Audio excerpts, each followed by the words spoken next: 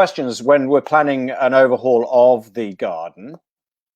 Go real or artificial? Do you want to spend your Sunday mornings cutting the grass and then enjoying that smell of the fresh cut grass afterwards? Or do you just want to blow the leaves off your artificial lawn and be done with it and know that it's always going to look green year round? Well, to help us with this, we're going to have a chat now to Phil Lewis. Now, Phil Lewis is the managing director of the Team Turf head office in Auckland. Phil's been in the artificial turf industry since 2002, so 18 years of experience here, involved in small projects through to large sporting facility constructions. He's done it throughout Asia and the South Pacific, from design all the way through to hands-on site installation.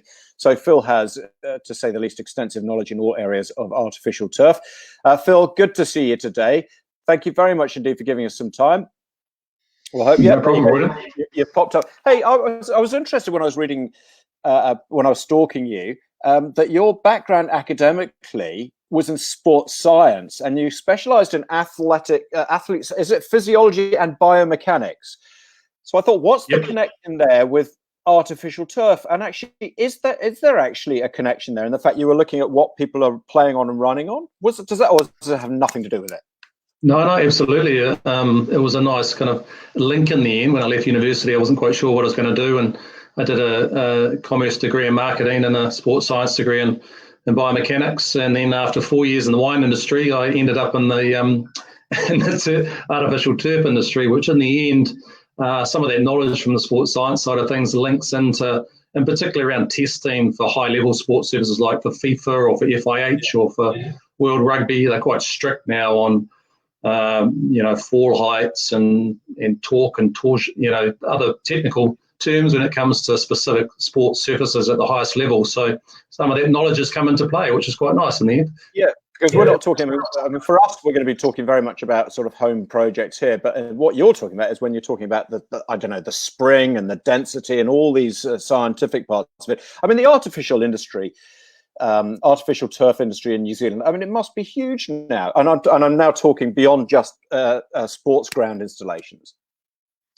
Yeah, look, the growth in artificial turf since early 2000s has been exponential, you would say, from the move into football surfaces for American football, for soccer and rugby all over the world in the kind of 2000, and then between 2010 and now has been huge, and they're massive areas. And in the US, there's over 1,000 of these fields being put in every year by one company alone. So, the square meterage is just mind-boggling between Europe and the US. But we're not so big here on the bigger projects here because we don't really have the funding to fund some of the bigger fields. But that's flowed through from the sports surfaces, and now in the last 5 years we've had exponential growth in landscaping in your backyard in the New Zealand sector. What is the driver there? Is it because we're growing lazier? Is it because they look better? Is it because they're cheaper? I mean, talk to me about the benefits of putting artificial turf down rather than planting or seeding a lawn or rolling out. I think the first 2 points are on the money. We're definitely looking for more time to relax and do our own things on the weekends rather than mow your lawn. So straight away, that's at the top of the list. But secondly, is looking after your lawn. And in Auckland, with our climate, you just can't get rid of the weeds, and they just keep coming through no matter how well you look after it. So in the end, after a year or two of trying, most people give up and then go artificial. And everyone that goes artificial, they never go back, and it sells itself. They love it. They can't get enough of it. And next thing, their neighbours got it and their best friends have got it, and it kind of keeps exponentially growing from there. So is it almost like a sort of philosophical discussion that people have over real or art? Is it like the Christmas tree argument? Is that, we use an artificial Christmas tree each year because it's so bloody easy and I can chuck it back in the roof. But I still battle the weeds outside because it's grass and I must. Yeah, I think that's gone now in our market. For the last 2 years at the Auckland Home Show, people have been interested in the type of the product and the colours that it comes in and how much it costs. Whereas prior to that, it was, why should I go to artificial? So now it's generally accepted that artificial is a good option, and people have accepted that. And they've got away from the fact that it's this really cheap-looking product of the yesteryear of 10 to 15 years ago. And now we have these absolutely amazing products, lots of different shades of different colours of green and lengths and composition of yarns. So people have accepted it. It's just what product they want now when it comes to the decision-making process. I love this. I mean, look at these options which we've got up on the screen here. Some are cool, even looks as though it's got just a hint of weed in it to give it a bit of authenticity. But I get the point is that now, of course, it doesn't all look like that that sort of initial product which we sort of coming up trims around commercial buildings. What about the duration? Oh, look, the product should last between 8 and 15 years. And I use an example of like it's in your carpet, like your carpet at home, and the high wear areas in your doorways, etc. You're going to get wear and flattening of the yarn fibres, and so you can't get away from that. And like me with my kids in the backyard, if I'm playing cricket and soccer in the same spot all the time, then it does flatten off and it will wear in those areas. So you can spruce it up and replace it after 8 years if it's looking a bit flat, but it will still be there for 20 years. I mean, it's UV stabilised and guaranteed for 8 years. So once it gets past a couple of years, you can guarantee that it will last a distance. It's just if you're happy with the look of it really and how it's wearing, it will last 15 to 20 years easily. And do you have to do much with it in that time?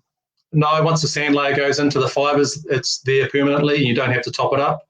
Look, as you mentioned in your intro, you just have to blow it off and keep the organic matter off it. Leaves and the like that will end up blowing on it. And I do that roughly every 3 to 4 weeks and blow it into the corner and sweep it up and it's done and dusted and looks great for another 3 or 4 weeks. So, it's relatively maintenance free. It's not no maintenance. You can get moss and algae growing if you've got an area up against the house or a fence line that's shaded in the wintertime for most of the winter months, then you may get some moss and algae growth, which you can spray and get rid of. So. Or Phil, do you actually, let's be honest here, where some of us spend our entire lives trying to get rid of the bloody weeds, do you actually go around on your hands with a little pot, picking out all the tiny little bits of anything to keep it absolutely perfect? Or is it genuinely you just get the blower on there? Yeah, I just get the blower. You do get growth, and it doesn't come from underneath the turf. It actually grows in the sand layer that's in the turf. So, and the weeds are very easy to pull out. So you just, you can walk around and weed your lawn in 5 minutes, and it'll be done and dusted for another 4 weeks. But it is as low maintenance as you can get in your backyard.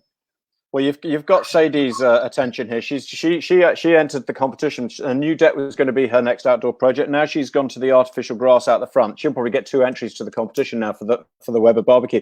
A quick question here. You must get this quite a lot. Is about pets. Do they damage the turf? Do they use the turf in the summer? Does a dog still use the turf as his toilet in the morning? Tell me about how pets come into it. Oh, look at those cute pictures. Well, that's our marketing manager, Lara. That's her dog on the left-hand side there. She took that. We did a little lockdown video of our kids in the backyard, and she used that to finish off, which is a nice touch. Brilliant. Look, the pets can pee and poo on the turf, and they use it 12 months of the year. And there is a video on our website where you can go and look at some specific areas around that. But look, the dogs and cats and pets love it, and it's they won't damage it, they won't stain it. And there are some sprays and the like at certain times of the year that can get rid of some. You can get in the hotter months some urine smell, and there are sprays that can help to assist to get rid of that. But it's not a complaint that we get regularly. But it can, if you haven't had rain for 4 or 5 weeks, it can potentially be a small problem. Yep. Your marketing man had a lot of fun with the camera outside, getting those photos, getting the dog to smile. Very quickly before we finish up, cost. I noticed that there's obviously still quite a lot of ground preparation. We saw in one of the earlier slides, it's obviously still got that sort of sand base. It's probably not quite as nearly as much as a turf preparation. But so what about the cost of putting down per square? Do you do it by the per square meter cost?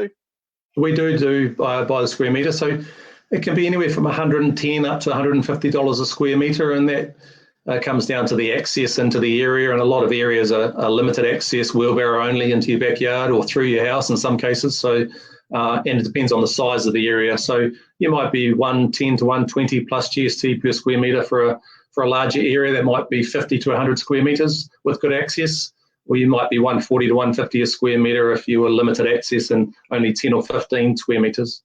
Yep. And so how does that compare to ready rolled turf or something? Oh, look, I believe, I don't know the exact figures on Ready Lawn, but I would have thought Ready Lawn, I think is roughly between $60 and $80 a square metre supplied and installed. Don't quote me on that, but obviously that's not our game. Yeah, not. I love the picture we've just put up of your backyard there, the golf course by the waterways. I wish that was my backyard, Rawdon. Yeah, would be nice, wouldn't it? Phil, thanks very much for your time. Really good to have a chat about that. That is Phil Lewis from Team Turf telling us all we need to know about artificial turf, and you can get hold of Phil on the Team Turf website. Good to see you, Phil. Now, thanks, as we head, we'll see you soon. As we head towards level 2 now, if you're